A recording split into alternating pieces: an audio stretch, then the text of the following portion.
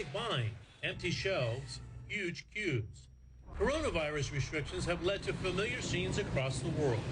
So far, supermarkets and governments have insisted food supplies remain secure, despite the rush.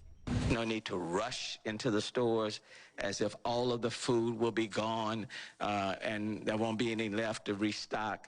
But behind the scenes, there are signs of strain on the way food is grown, made, and delivered.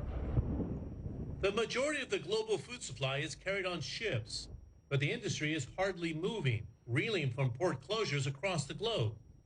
Now, more than 30 ports worldwide are either restricting entry to vessels or prohibiting crew changes, making it very difficult for ship owners to plan routes effectively.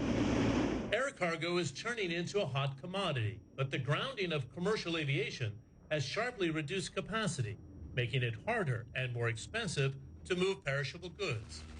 The travel shutdown is taking its toll on the food supply chain, particularly on fresh produce. It also creates a lack of manpower. Normally, we'd be looking at peak workforce from somewhere around the middle of May. We'd be relying on 75 to 80,000 Eastern Europeans to come and fill those jobs for picking the fresh fruit and vegetables. And obviously, with the current travel restrictions, it's very challenging. Labor shortages and restricted cross-border movement, coupled with increased demand, could trigger food inflation and make certain high-value products, such as fruit, vegetables, meat, and fish, harder to come by. Depending on where you are in the world, and particularly in developing economies, the measures that some of the governments take are quite draconian, and I'm not discussing that is the wrong thing to do, absolutely not, but they have to make this strong stance and keep people off the street. And that starts to interfere with food supply chains. And so situations like in India are pretty dramatic at the moment, I would say.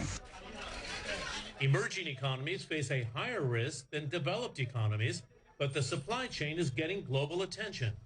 G20 leaders pledged to ensure the movement of vital medical supplies, critical farm products, and other goods and services.